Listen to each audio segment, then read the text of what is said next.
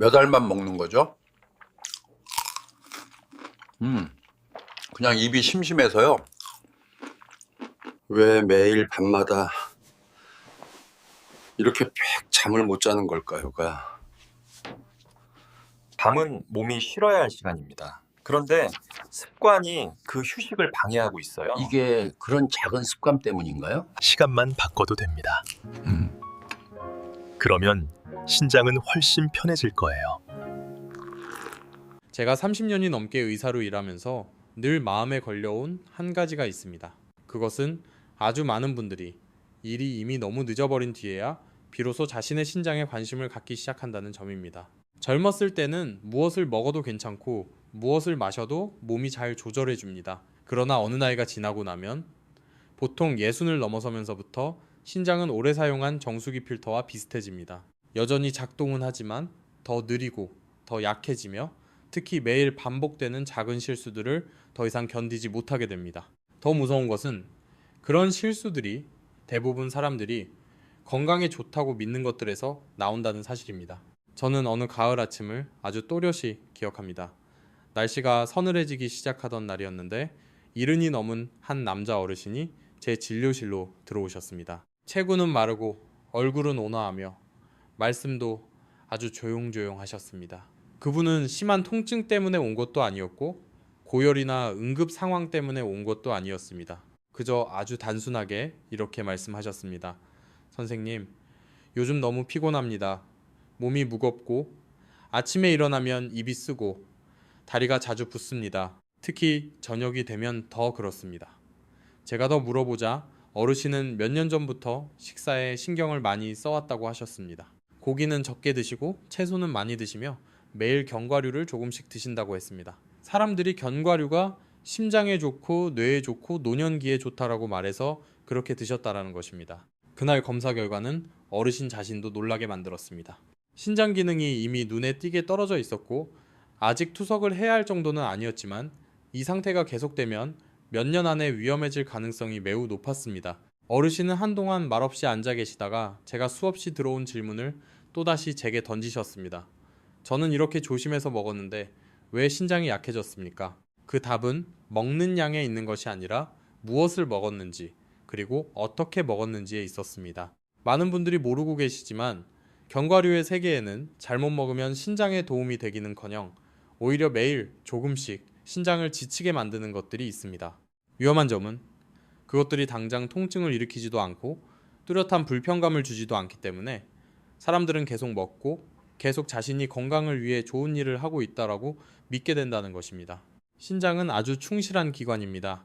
피를 걸러 노폐물을 제거하고 수분과 전해질을 조절하며 몸 안의 환경을 안정적으로 유지해줍니다. 그러나 신장은 또한 매우 민감합니다.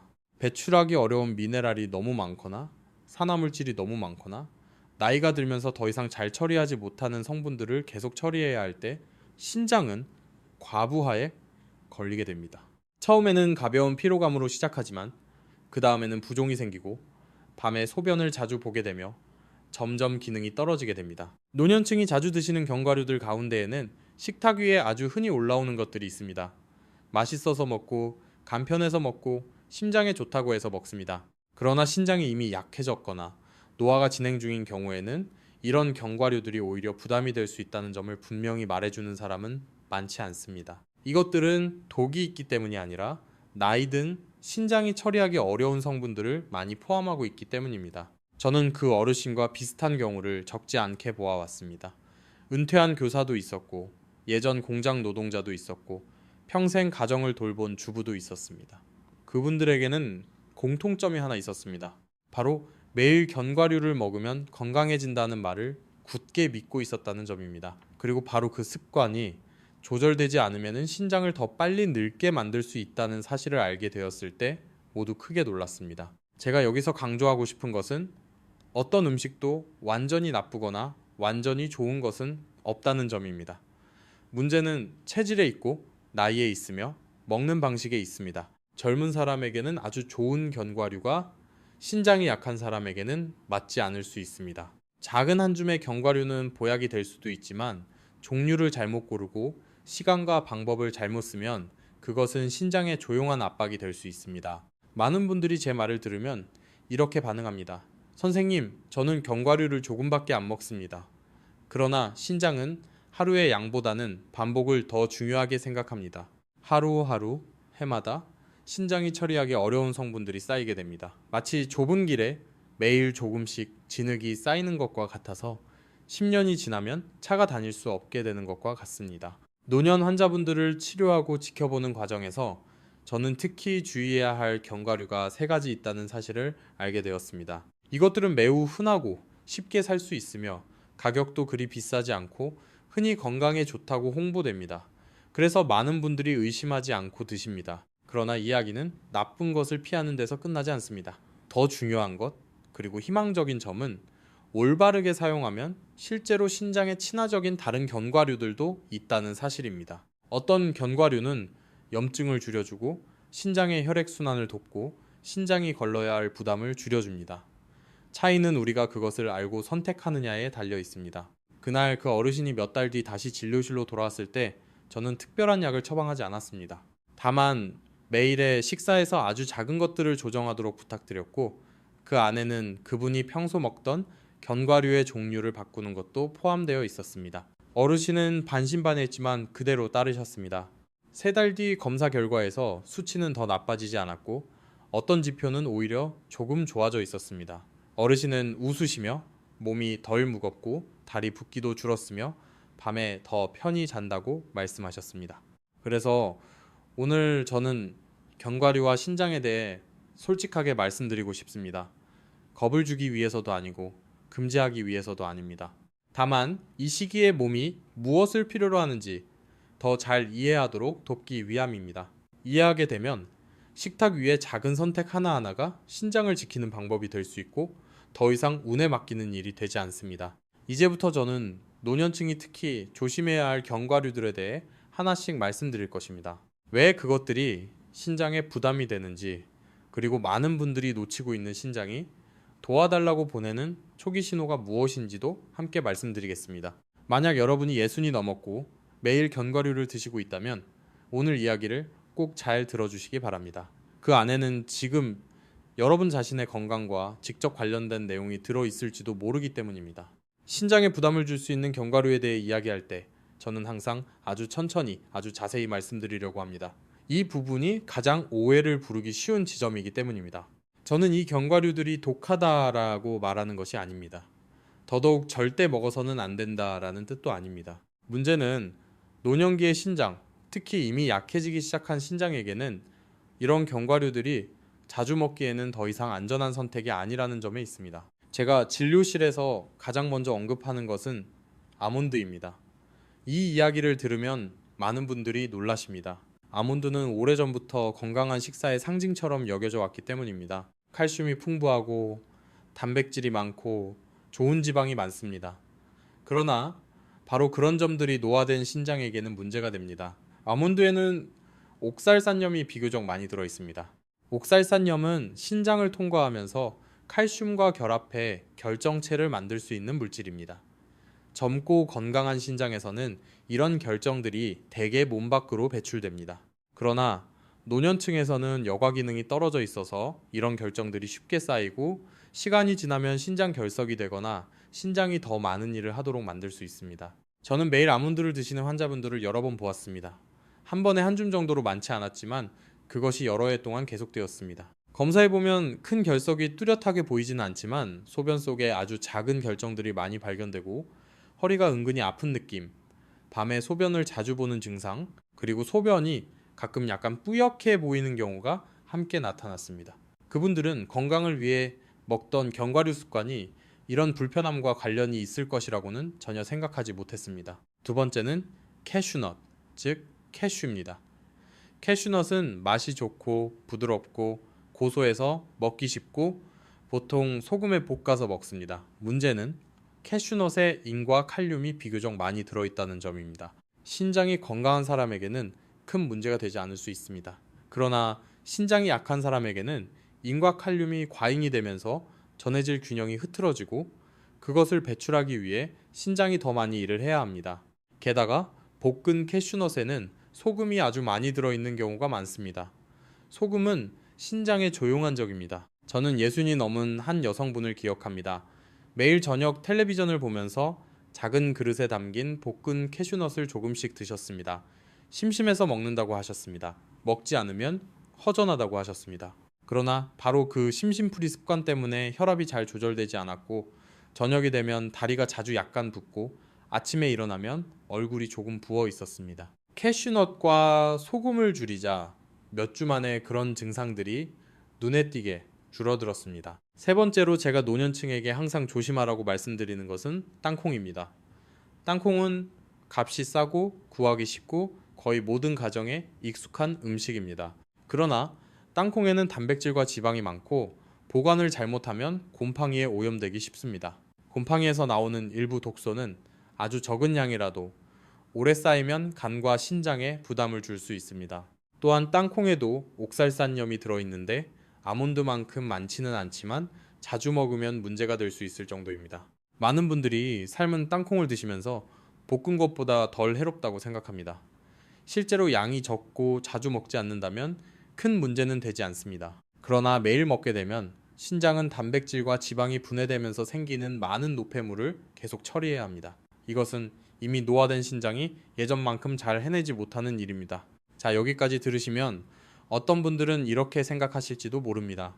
그렇다면 도대체 먹을 수 있는 견과류가 남아 있습니까? 대답은 있습니다.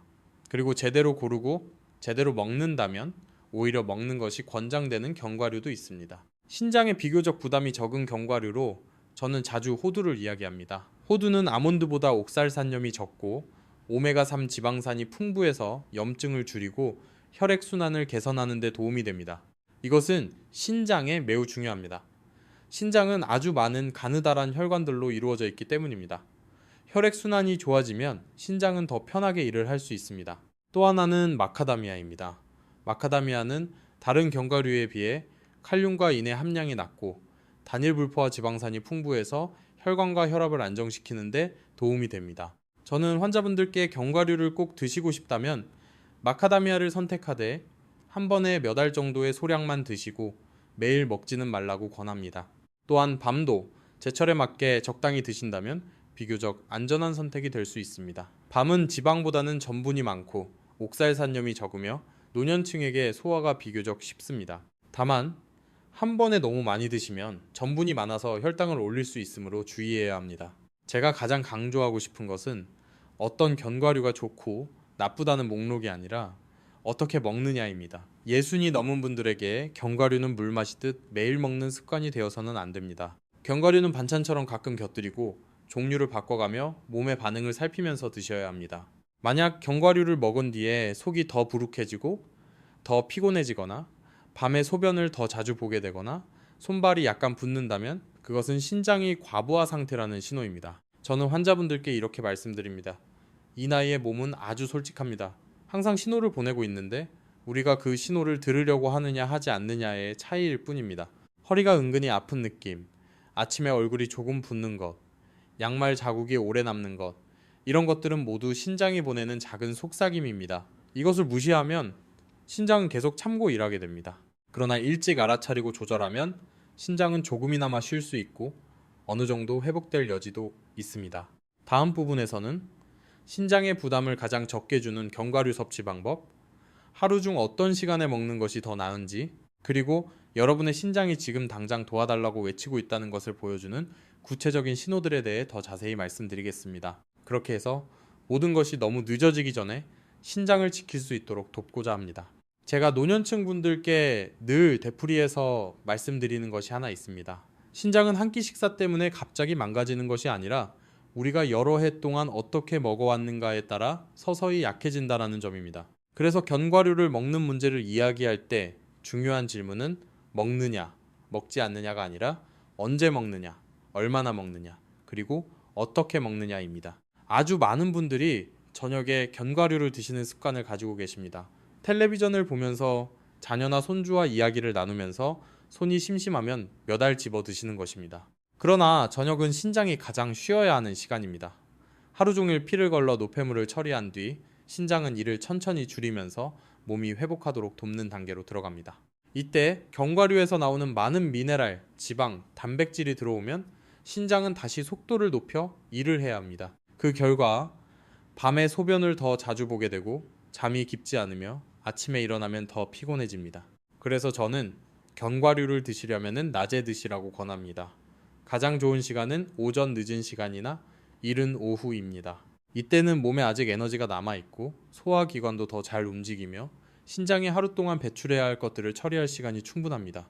특히 이미 야간뇨가 있거나 다리가 붓거나 혈압이 높은 분들은 잠자기 직전에 견과류를 드시는 것을 반드시 피하셔야 합니다. 제가 자주 보는 또 하나의 실수는 견과류를 식사 대신 먹는 것입니다. 어떤 분들은 견과류가 속도 편하고 영양도 충분하다고 생각해서 점심을 대신에 견과류만 조금 드십니다. 이것은 노년층에게 매우 맞지 않는 방법입니다. 견과류는 열량이 높지만 소화가 쉽지 않고 특히 위장과 신장이 약해진 상태에서는 더 그렇습니다.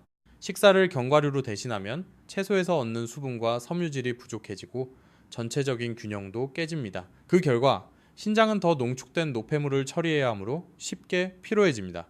견과류를 바르게 먹는 방법은 가벼운 식사와 함께 먹거나 식사 후에 아주 소량만 먹는 것입니다. 저는 늘 이렇게 비유합니다. 견과류는 주식이 아니라 양념이라고 생각하십시오. 호두 몇 알, 마카다미아 몇 알을 천천히 씹어 먹고 몸의 느낌을 살피는 것입니다. 먹고 나서 속이 편안하고 몸이 무겁지 않고 갈증이 심하게 나지 않는다면 그것은 괜찮다는 신호입니다. 시간과 양 말고도 많은 분들이 놓치는 중요한 요소가 하나 더 있습니다. 그것은 물입니다. 아무리 좋은 견과류라도 몸에서 처리되고 배출되려면 물이 필요합니다. 노년층은 밤에 화장실에 가는 것이 싫거나 갈증을 잘 느끼지 못해서 필요한 만큼 물을 마시지 않는 경우가 많습니다. 그런데 견과류를 먹으면서 물을 충분히 마시지 않으면 미네랄과 대사산물이 소변 속에서 더 농축되어 결석 위험이 커지고 신장에 부담을 주게 됩니다. 저는 한꺼번에 물을 많이 마시라고 권하지 않습니다. 제가 권하는 것은 하루 동안 조금씩 나누어 마시고 특히 견과류를 먹은 뒤에는 물을 마시는 것입니다. 따뜻한 물 한 작은 컵을 천천히 마시면 신장이 훨씬 부드럽게 일을 할 수 있습니다. 찬물은 피하는 것이 좋습니다. 찬물은 혈관을 수축시켜서 신장이 더 조절해야 할 일을 만들 수 있기 때문입니다. 이제 신장이 보내지만 쉽게 지나쳐버리는 신호들에 대해 말씀드리겠습니다. 첫 번째 신호는 뚜렷한 이유 없는 피로입니다. 힘든 일을 해서 생기는 피로가 아니라 충분히 자도 계속되는 무기력함입니다. 두 번째 신호는 야간뇨가 늘어나는 것입니다. 예전에는 한 번만 일어났는데 이제 두 번, 세 번 일어나게 된다면 그것은 단순히 나이 때문만은 아닙니다. 세 번째 신호는 다리나 발목이 약간 붓거나 아침에 얼굴이 조금 붓는 것입니다. 많은 분들이 이런 증상을 보고 나이 들어서 그렇겠지라고 생각합니다. 그러나 나이가 들었다고 해서 모든 것을 그냥 받아들여야 하는 것은 아닙니다. 노년기는 오히려 몸을 더 섬세하게 돌봐야 하는 시기입니다. 맞지 않는 견과류를 줄이고 더 가벼운 종류로 바꾸고 양을 줄였을 때 이런 증상들이 줄어든다면 그것이야말로 신장이 쉬고 있다는 가장 분명한 증거입니다. 저는 거의 70에 가까운 한 할머니를 기억합니다. 그분은 볶은 땅콩을 아주 좋아하셨습니다. 많이 드시지는 않았지만 매일 꾸준히 드셨습니다. 야간뇨와 가벼운 허리 통증 때문에 저를 찾아오셨습니다. 저는 한 달 동안만 땅콩을 끊고 대신 일주일에 몇 번 호두 몇 알로 바꾸어 보시라고 말씀드렸습니다. 약도 쓰지 않고 다른 치료도 하지 않았습니다. 한 달 뒤 다시 오셨을 때 잠이 더 잘 오고 밤에 깨는 횟수가 줄었으며 허리도 한결 가벼워졌다고 하셨습니다. 그분은 이렇게 말씀하셨습니다. 이렇게 작은 습관 하나만 바꿨는데도 이렇게 달라질 줄 몰랐어요. 이런 작은 변화들이 바로 열쇠입니다. 신장은 복잡한 방법을 필요로 하지 않습니다.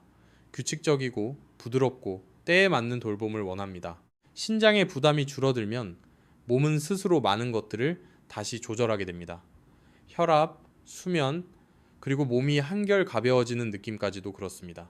마지막 부분에서는 신장에 부담을 주지 않는 장기적인 견과류 섭취 습관을 어떻게 만들 것인지, 어떤 분들은 최대한 제한해야 하는지, 어떤 분들은 조금 더 먹어도 되는지, 그리고 자기 몸만 보고도 신장이 좋아지고 있는지 나빠지고 있는지를 어떻게 알 수 있는지에 대해 말씀드리겠습니다.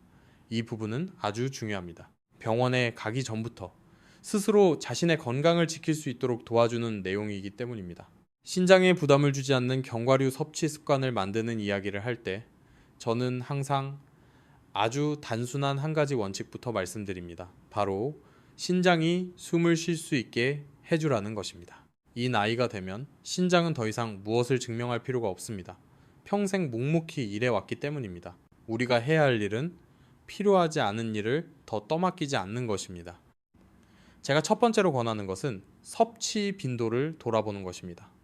예전에 매일 견과류를 드셨다면 일주일에 2번이나 3번으로 줄여보십시오. 완전히 끊을 필요는 없습니다. 그것은 마음에 부담을 주기도 하고 꼭 필요하지도 않습니다.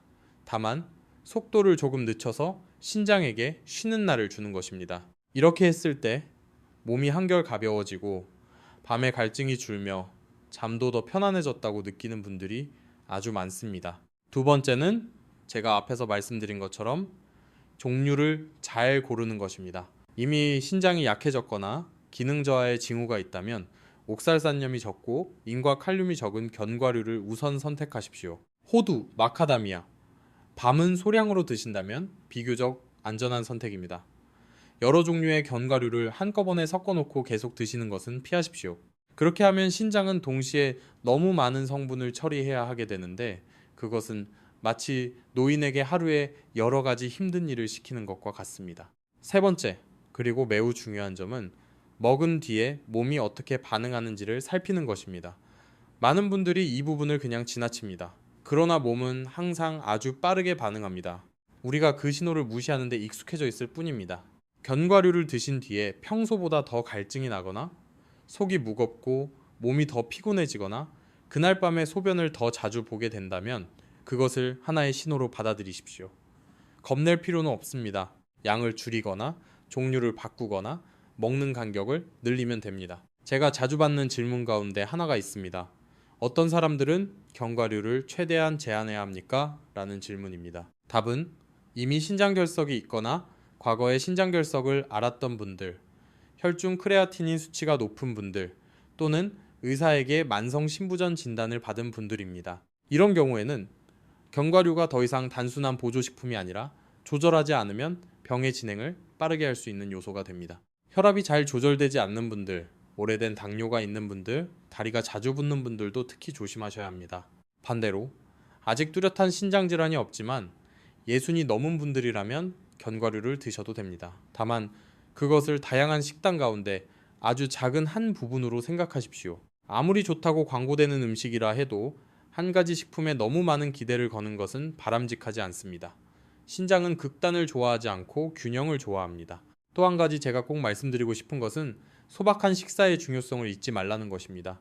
많은 분들이 슈퍼푸드를 찾는 데만 마음을 쓰면서 채소, 싱거운 국, 적당한 밥, 찐 생선, 알맞게 먹는 신선한 과일 같은 아주 기본적인 음식을 소홀히 합니다. 그러나 바로 이런 단순한 식사들이야말로 신장이 하루하루 일정한 리듬으로 일할 수 있게 해줍니다. 저는 70이 넘은 한 어르신을 오랫동안 지켜본 적이 있습니다. 그분은 견과류를 많이 드시지도 않았고 특별한 건강 보조식품을 챙겨 드시지도 않았습니다. 다만 규칙적인 식사, 적당히 싱거운 음식, 하루 동안 나누어 마시는 따뜻한 물, 그리고 매일 아침에 가벼운 산책을 지켰습니다. 그분의 신장 기능은 여러 해 동안 거의 변하지 않았습니다. 그분이 제게 이렇게 말씀하셨습니다. 나는 신장을 위해 뭔가를 하려고 애쓰지 않았습니다. 다만 괴롭히지 않았을 뿐입니다. 그 말이 저는 오래도록 마음에 남았습니다. 마지막으로 저는 신장을 돌보는 일이 단거리 달리기가 아니라 긴 여정이라는 점을 말씀드리고 싶습니다. 오늘의 작은 선택 하나하나가 몇 년 뒤 큰 결과로 쌓입니다. 맞지 않는 견과류 한 줌을 줄이고 더 가벼운 종류로 바꾸고 천천히 먹고 따뜻한 물 한 컵을 더 마시는 것. 이것은 희생이 아니라 신장에게 시간을 주는 일입니다. 지금 이 이야기를 들으시면서 나도 비슷한 증상이 있는 것 같다라고 느끼셨다면 자신을 탓하지 마십시오. 중요한 것은 이제 관심을 갖기 시작했다는 점입니다. 내일부터 아주 작은 습관 하나만 바꾸어도 몸은 그것을 알아차립니다. 신장은 나이가 들어도 더 부드럽게 대해주면 어느 정도는 회복할 수 있는 능력이 남아 있습니다. 저는 오늘의 이야기를 들으신 뒤 여러분이 견과류 한 줌을 집어들 때마다 잠시 멈추어 이렇게 스스로에게 물어보시기를 바랍니다. 오늘 내 신장은 이 일을 더 해야 할까? 이 한 가지 질문만으로도 충분히 다른 결과를 만들 수 있습니다. 만약 오늘 제가 드린 말씀이 도움이 되셨고 이 나이에 맞는 신장과 몸을 돌보는 방법에 대해 과장 없이 천천히 실제적인 이야기를 계속 듣고 싶으시다면 한마디 남겨주시거나 다음 이야기에서도 저와 함께 해주십시오. 저는 기적을 약속드리지는 않겠습니다. 그러나 올바른 이해와 매일의 작은 변화가 여러분이 자신의 몸과 더 편안하게 살아가도록 도와줄 것이라고 믿습니다.